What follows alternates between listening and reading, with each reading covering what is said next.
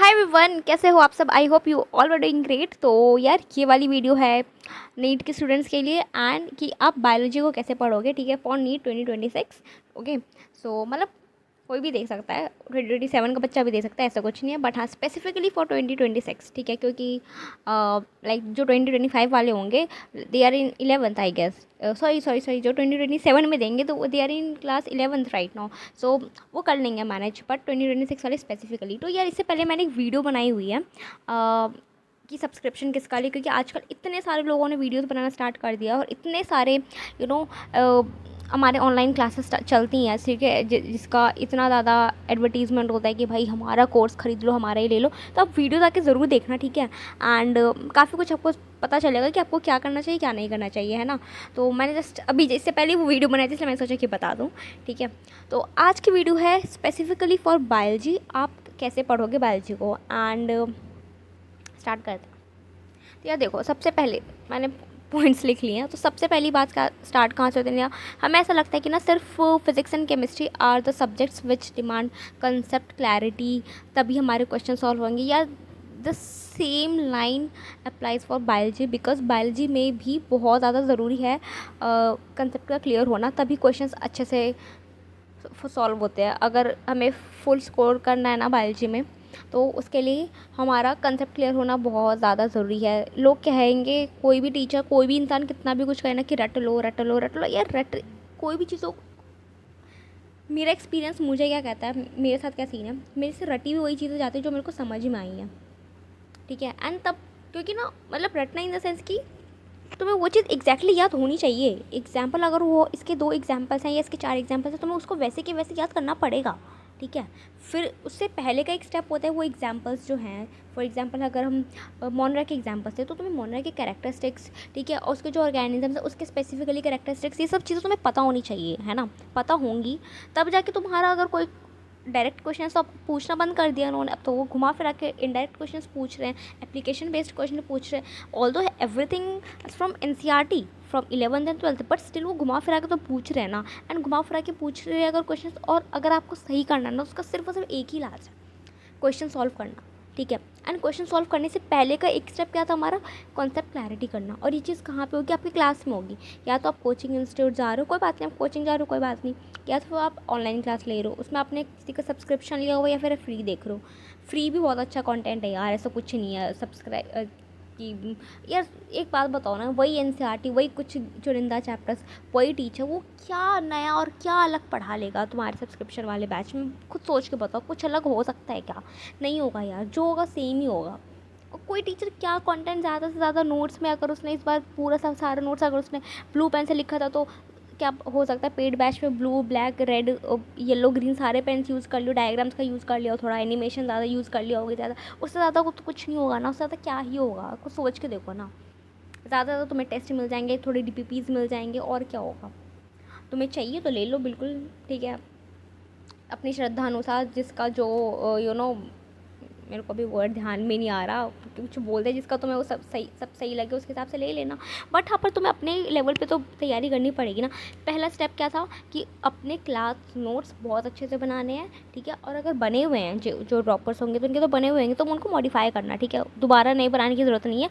And कुछ जो तुम्हारे टॉपिक्स हो, तुम्हारे वीक टॉपिक्स होंगे, जो कि तुम्हारी हो सकता है जेनेटिक्स तुम्हारा वीक टॉपिक हो, sexual reproduction and flowering plants हो सकता है तुम्हारा वीक टॉपिक हो, एंड हो सकता है या फिर इकोलॉजी वीक टॉपिक हो। जो भी वीक टॉपिक्स हैं ना, तुम उसके स्पेसिफिकली वीडियोस देखना, उसके नोट्स बनाना, एंड जो बने हुए हैं ना उनको जस्ट मॉडिफाई कर लेना, कि उसका हो सकता है कोई पर्टिकुलर टॉपिक तुम्हें ना समझ में आया, तो उसकी वीडियो देख लिया, उसका नोट्स बना लिया, उसको अपने पुराने नोट्स में अटैच कर दिया, just modified them. Don't make new videos, sorry no new notes if you are dropping for this year, ठीक है। इस चीज़ का पहला ध्यान रखना। एंड दूसरी चीज़, लर्न बाय हार्ट। अब जो भी तुमने नोट्स में लिखा है ना, उसको यार लिटरली बाय हार्ट याद करो। जितने मैंने क्या बोला, जितने अच्छे से समझ आएगा उतने अच्छे से चीज़ें याद होंगी, बस जितने अच्छे से समझ आए उतने अच्छे से उसको याद कर लो, बहुत अच्छे से याद करो, ठीक है। एंड याद करने में ज़्यादा टाइम वेस्ट करना, ठीक है। अगर तुम्हें 5 चीज़ें नहीं भी याद हुई ना, मान लेते कि पूरा चैप्टर था, पूरे चैप्टर में 70% याद हो गया, रुक जाओ, 30% याद नहीं हो, ये नहीं कि पूरा 100% हम याद करेंगे तब भी हम क्वेश्चन सॉल्व करेंगे, नहीं, 70% याद हो गया, गो टू द क्वेश्चन, ठीक है। पहले क्वेश्चन कौन से क्वेश्चन लगाने, आपके मॉड्यूल में हर एक टॉपिक के बाद कुछ क्वेश्चन होते हैं, उन्हें सॉल्व कर लो, ठीक है, थोड़ा कॉन्फिडेंस बढ़ेगा। फिर मॉड्यूल के क्वेश्चन सॉल्व कर लो, मॉड्यूल है, मॉड्यूल में हर एक टॉपिक के बाद कुछ क्वेश्चंस होते हैं, वो सॉल्व कर लो, ठीक है।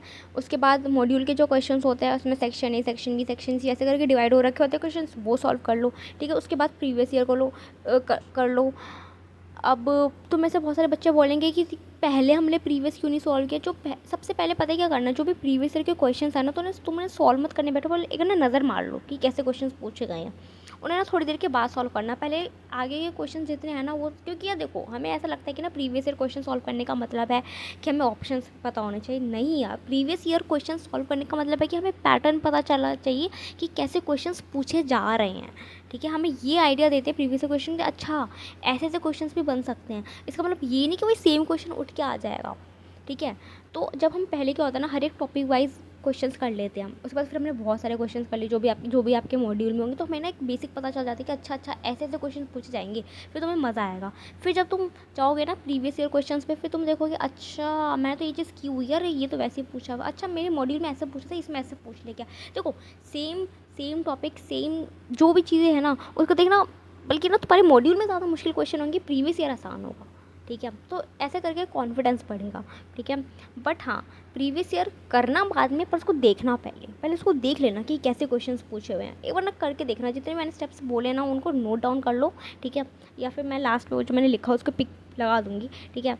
नोट डाउन कर लगे तो ज़्यादा अच्छा रहेगा। पहला स्टेप मैंने क्या बताया था कि अपने क्लास नोट्स बहुत अच्छे से बनाने हैं, और जिसमें कि तुम्हें अच्छे से जिसमें कि तुम्हें बहुत अच्छे से कंसेप्ट क्लैरिटी रखनी है कि हाँ ये चीज़ें क्यों रही हैं, कैसे हो रही है, ठीक है। एंड कोशिश करना जब वीडियोस देख रहे हो ना तभी आधी चीज़ें याद कर लो, ठीक है। उसके बाद क्या स्टेप क्या था, लर्न इट बाय हार्ट, बिल्कुल दिल से अच्छे से याद करो।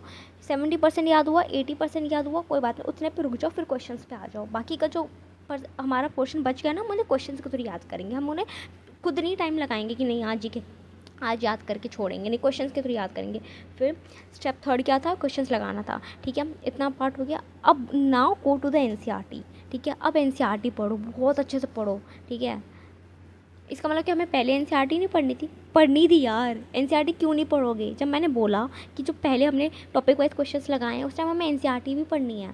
हर एक टॉपिक के बाद हमें एनसीईआरटी भी पढ़नी है, ठीक है। चैप्टर खत्म होने के बाद हमें एनसीईआरटी पढ़नी है, क्वेश्चन लगाने से पहले एनसीईआरटी पढ़नी है, क्वेश्चन लगाने के बाद भी एनसीईआरटी पढ़नी है। एनसीईआरटी को ऐसे पढ़नी है, ठीक है। और जब भी पढ़ना है ना उसको क्विकली पढ़ना है, बहुत बहुत टाइम लगा के नहीं पढ़ना, क्विकली पढ़ना है। क्योंकि जितनी क्विकली पढ़ने की कोशिश करोगे ना, क्योंकि ना एक हमारा ब्रेन उसमें होता है, अगर कि हम किसी काम को 3 मिनट में ख़त्म करना चाहिए या फिर हम उसको 15 मिनट में ख़त्म करना चाहिए, वो काम वैसे ही ख़त्म होगा।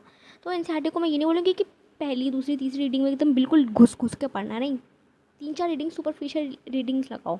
तो पहले की जो रीडिंग्स थी ना, क्वेश्चन करने से पहले, क्वेश्चन करने के बाद, टॉपिक पढ़ने से पहले, टॉपिक पढ़ने के बाद, ये सारी ना सुपरफिशियल रीडिंग्स है किसकी, एनसीईआरटी की। अब जब हमने पहले की 3 स्टेप्स कर लिए ना, कि हमने कंसेप्ट क्लैरिटी भी कर ली, उसके बाद हमने टॉपिक वाइज क्वेश्चन भी लगा लिए, फिर हमने बाय हार्ट याद भी कर लिया, फिर हमने मॉड्यूल के क्वेश्चन भी लगा लिए।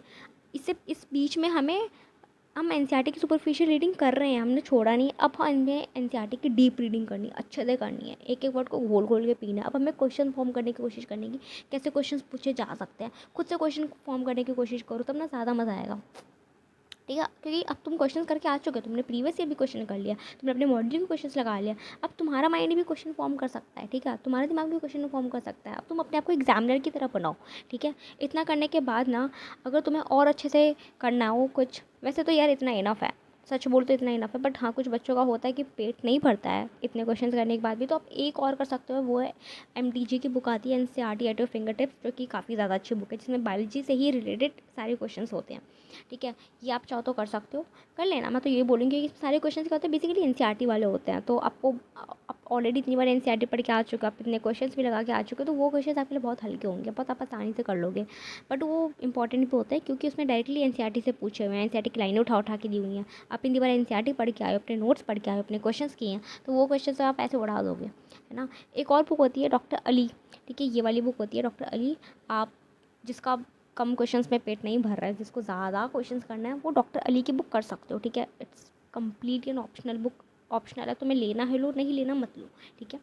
बायोलॉजी है तो जितना मैंने बताया ये स्टेप्स इनफ है, जितना मैंने अभी तक बताया ना सारे स्टेप्स इनफ है, इतना कर लोगे हो जाएगा यार, ठीक है। डॉक्टर अली की बुक काफ़ी ज़्यादा अच्छी है, बट ये ऑप्शनल है। एंड हाँ यार, तो यही था, ठीक है। आई होप आप सबको वीडियो पसंद आई होगी, पसंद आई होगी तो बहुत अच्छी बात है यार, आई होगी। एंड जो भी मैंने स्टेप्स बताए ना सबको लिख लेना और फॉलो करना, ठीक है। मिलते दूसरी वीडियो में।